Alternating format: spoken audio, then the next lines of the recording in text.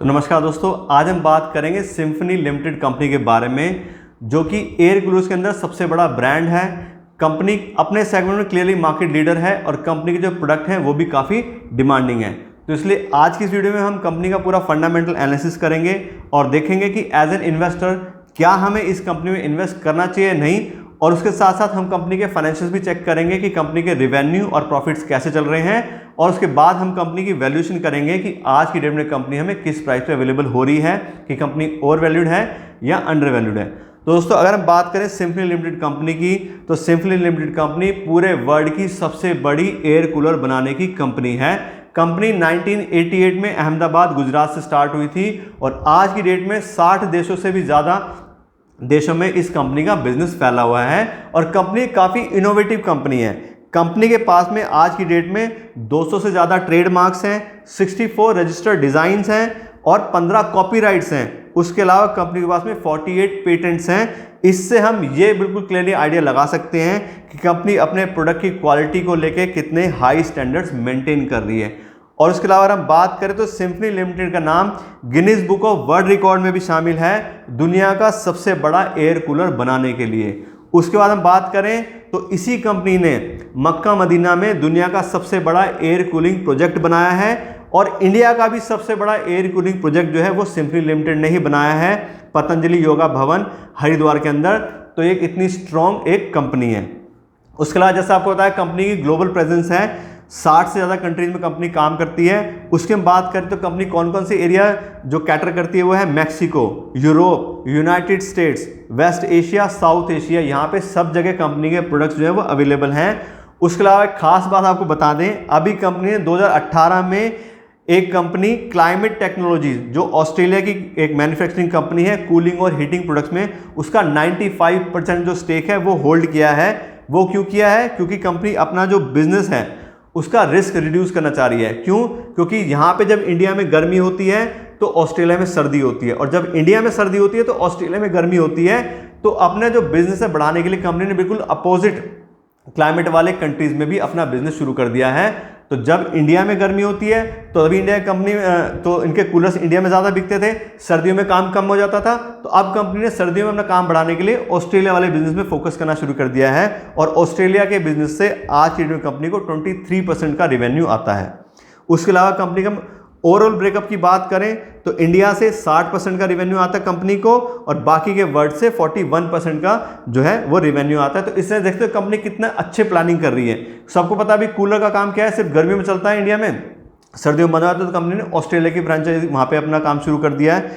तो कंपनी बहुत ही बढ़िया एक जो स्ट्रैटेजी है उसके साथ चल रही है। उसके अलावा हम बात करें कंपनी के मार्केट शेयर की, तो बहुत ही स्ट्रॉन्ग कंपनी का मार्केट शेयर है। अगर हम खास करके एयर कूलर्स की बात करें तो इंडिया में दो टाइप के सेगमेंट हैं, एक है अनऑथराइज या जिसको हम बोलते हैं कि अनऑर्गेनाइज, और दूसरा हो गया ऑर्गेनाइज। ऑर्गेनाइज का मतलब है कि जहाँ पे बड़ी बड़ी कंपनियां अपने ब्रांड के साथ काम करती हैं, और अनऑर्गेनाइज मतलब जो लोकल लोग जो मैन्युफैक्चर हैं वो अपने कूलर्स बनाते हैं। तो 30% जो है वो ऑर्गेनाइज मार्केट है इंडिया के अंदर, और उस 30% के अंदर भी कंपनी का जो 50% का मार्केट शेयर है, कि सारी कंपनियां एक तरफ और अकेली सिम्फनी 50% जो है उसका मार्केट शेयर होल्ड करती है, जो कि बहुत ही स्ट्रॉन्ग पोजीशन है। उसके अलावा हम डिस्ट्रीब्यूशन नेटवर्क की कंपनी की बात करें तो पूरे पैन इंडिया में कंपनी के जो प्रोडक्ट्स हैं वो अवेलेबल हैं।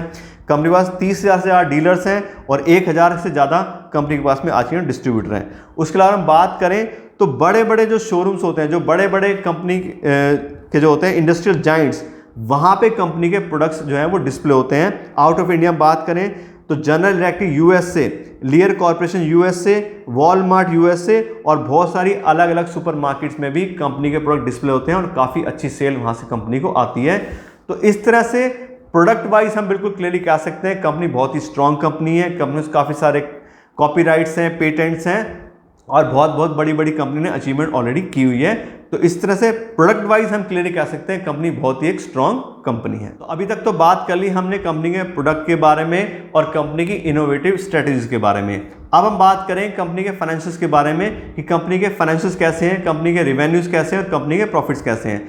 तो किसी भी कंपनी का फाइनेंशियल एनालिसिस करने के लिए मैं यूज़ करता हूं कम से कम पिछले 5 साल का डेटा, जिससे हमें कंपनी के बारे में डिटेल नॉलेज मिल सके। और सबसे पहला पैरामीटर जो हम चेक करते हैं वो है रिवेन्यू।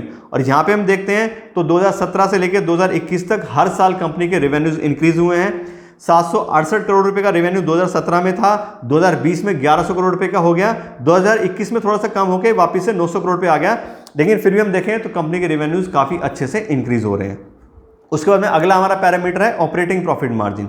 ऑपरेटिंग प्रॉफिट मार्जिन जब कंपनी का देखोगे तो 47%, 45% का बहुत ही बढ़िया ऑपरेटिंग प्रॉफिट मार्जिन है। इस समय कंपनी के बारे में यही नॉलेज मिलती है कि कंपनी अपनी प्रोडक्शन कॉस्ट को काफ़ी अच्छे से मैनेज कर रही है, इसलिए कंपनी इतने अच्छे ऑपरेटिंग ग्रॉस प्रॉफिट जो मार्जिन है वो मिल रहे हैं।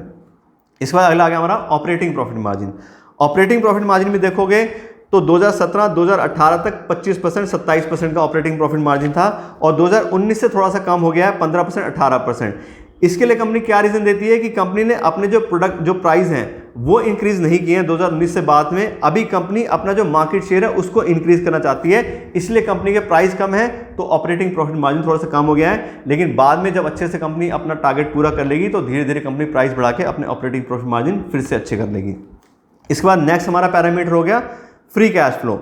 फ्री कैश फ्लो की बात करें तो ये वो कैश फ्लो होता है जो कंपनी अपने सारे खर्चे करने के बाद में बचता है। जो भी कंपनी प्रॉफिट कमाती है उसमें से सारे खर्चे करने के बाद जो पैसा बचता है उसको हम फ्री कैश फ्लो बोलते हैं, और ये हमें एक बेटर पिक्चर दे पाता है किसी भी कंपनी की अर्निंग के बारे में। और यहाँ पे हम देखें तो हर साल कंपनी के पास में positive free cash flow available है, जो कि बहुत ही अच्छा साइन है। इसके थ्रू कंपनी डिविडेंड पे कर सकती है या और अगर कोई भी काम करना चाहती है तो वो कर सकती है, और ये इन्वेस्टर्स के लिए एक बहुत ही पॉजिटिव साइन है। फिर अगला हमारा हो गया debt by equity ratio. Debt by equity ratio से हमें यह पता लगता है कि कंपनी ने अपना कितना पैसा इन्वेस्ट किया है और लोन लेके कंपनी कितना काम कर रही है। तो यहाँ पे हम देखें तो कंपनी का जो डेट बाय इक्विटी रेशो आ रहा है वो आ रहा है 0.22, यानी कि लगभग 22% के आसपास कंपनी के पास में डेट है। तो बहुत ज़्यादा डेट तो नहीं है, लेकिन फिर भी अगर कोई भी कंपनी डेट होल्ड करती है तो उससे प्रॉब्लम क्या आती है कि कंपनी को कल को इंटरेस्ट पेमेंट में कोई प्रॉब्लम नहीं आनी चाहिए। तो उसके लिए हम अगला पैरामीटर चेक करते हैं, वो होता है इंटरेस्ट कवरेज रेशो। और यहाँ पे हम देखें तो 17 टाइम्स का कंपनी से इंटरेस्ट कवरेज रेशो है। इसका मतलब ये है कि जो भी कंपनी का इंटरेस्ट बनता है साल भर का, उसके अगेंस्ट 17 गुना पैसा कंपनी में ऑलरेडी अवेलेबल है उस इंटरेस्ट को पे करने के लिए, जो कि बहुत ही पॉजिटिव साइन है। इससे हमें ये क्लियरली पता लगेगा कि कंपनी को कल को इंटरेस्ट की वजह से कोई प्रॉब्लम नहीं आएगी। फिर नेक्स्ट हमारा पैरामीटर है रिटर्न ऑन इक्विटी। और रिटर्न ऑन इक्विटी से हमें क्या पता लगता है कि जो भी कंपनी के साथ लोग इन्वेस्टर अपना पैसा इन्वेस्ट करते हैं, कंपनी उसके ऊपर कितना प्रॉफिट जनरेट कर पा रही है। तो यहाँ पे हम देखते हैं तो लास्ट ईयर का रिटर्न जो इक्विटी है, रिटर्न ऑन इक्विटी वो आ रहा है 16% का, जो कि अच्छा है। 15% ज़्यादा अगर किसी भी कंपनी का रिटर्न इक्विटी हो तो उसको अच्छा माना जाता है। और पिछले 5 साल का लेकिन हम डेटा देखेंगे तो 25% का कंपनी का रिटर्न ऑन इक्विटी है। तो पिछले साल का कम क्यों हो रहा है? क्योंकि वही जैसे बताया कि कंपनी ने अपने प्राइसेस इंक्रीज नहीं किए हैं, तो इस वजह से ऑपरेटिंग प्रॉफिट मार्जिन भी कम है, तो इसी वजह से कंपनी की रिटर्न ऑन इक्विटी थोड़ी कम आ रही है। अगर पिछला हम देखते हैं तो काफ़ी अच्छा था, तो वही है कि आने वाले सालों में और जो कंपनी इसको हो सकता है इंक्रीज कर ले। तो इस तरह से अगर हम ओवरऑल कंपनी के फाइनेंशियल्स देखते हैं तो कंपनी के रेवेन्यूज भी अच्छे हैं, कंपनी का प्रॉफिट मार्जिन भी अच्छा है, कंपनी के पास डेट भी कोई खास नहीं है, और फ्री कैश फ्लो हर साल कंपनी के पास अवेलेबल है। तो इस तरह से ओवरऑल हम फाइनेंशियल चेक करके क्लियरली कह सकते हैं कंपनी के फाइनेंशियल्स बहुत ही स्ट्रॉन्ग। तो अभी तक तो बात कर ली हमने कंपनी के प्रोडक्ट के बारे में और कंपनी के फाइनेंशियल्स के बारे में। अब हम बात करें कंपनी की वैल्यूएशन की, कि आज की डेट में कंपनी में किस प्राइस पे अवेलेबल हो रही है, कि कंपनी अंडर वैल्यूड है या ओवर वैल्यूड है। और मैं आपको बता दूं किसी भी कंपनी की वैल्यूएशन करने के लिए मैं यूज़ करता हूं डिस्काउंटेड कैश फ्लो एनालिसिस, और उसके अंदर हम कंपनी को उसके फ्री कैश फ्लो के ऊपर वैल्यू करते हैं कि कंपनी कितना फ्री कैश फ्लो जनरेट कर पा रही है, उसके हिसाब से उसकी कितनी वैल्यू बनती है। तो यहाँ पे मैं पिछले 3 साल का फ्री कैश फ्लो का एवरेज ले रहा हूँ कंपनी का, और ये आता है 111 करोड़ रुपए, और इसके हिसाब से कंपनी की जो फेयर वैल्यू बनती है वो आती है 5,570 करोड़ रुपए। यानी कि एक ऐसी कंपनी जो 111 करोड़ रुपए हर साल कमाती है, उसकी वैल्यू आ गई 5,570 करोड़ रुपए, पूरी कंपनी की वैल्यू। अब हम इसको पर शेयर में डिवाइड करते हैं तो ये आती है 800 रुपये। यानी कि हम 800 रुपये पर शेयर के हिसाब से अगर सिम्फनी कंपनी में इन्वेस्ट करते हैं तो हम कंपनी को फेयर वैल्यू परचेज करेंगे कि ठीक है कंपनी इतना कैश फ्लो कमाती है तो उसके हिसाब से कंपनी की इतनी वैल्यू बनती है। लेकिन फिर वही बात है कि पूरे पैसे देकर अगर हम किसी भी कंपनी में इन्वेस्ट करेंगे तो हमारा रिस्क काफ़ी इंक्रीज हो जाता है।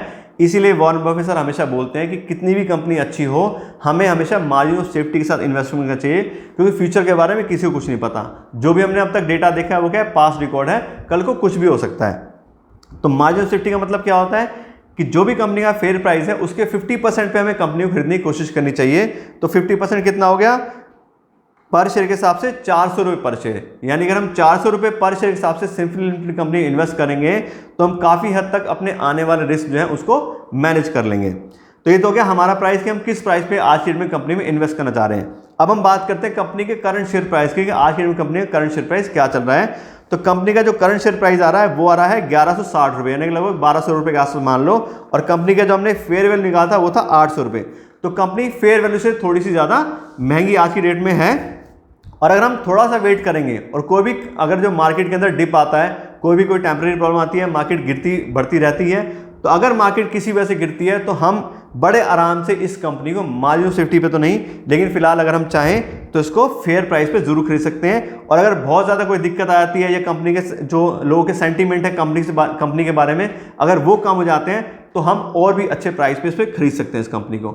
दूसरी फिर वही बात है कि मेरी तरफ से कोई रिकमेंडेशन नहीं है कि आपको इस कंपनी में इन्वेस्ट करना चाहिए या नहीं करना चाहिए या किस प्राइस पे करना चाहिए।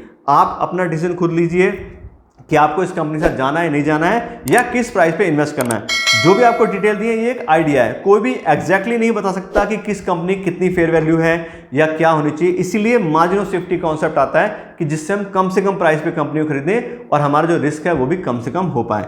लेकिन जैसे आपको कंपनी में डिटेल दी है, कंपनी बिल्कुल एक्सीलेंट है, कंपनी के प्रोडक्ट बहुत बढ़िया है, कंपनी का मार्केट शेयर बहुत अच्छा है और कंपनी के फाइनेंशियल भी अच्छे हैं। और वैल्यूएशन की जो बात है उसके लिए हम थोड़ा वेट कर सकते हैं, जब सही वैल्यूएशन आएगी तब हम उस कंपनी में इन्वेस्ट कर सकते हैं। तो इस तरह से आपको कंपनी के बारे में पूरी डिटेल दे दी है। आशा करता हूं आपको वीडियो अच्छी लगी होगी। अगर आपको वीडियो अच्छी लगी हो तो उसको लाइक और शेयर जरूर कीजिएगा और मेरे चैनल को भी सब्सक्राइब कर लीजिएगा। Thank you so much.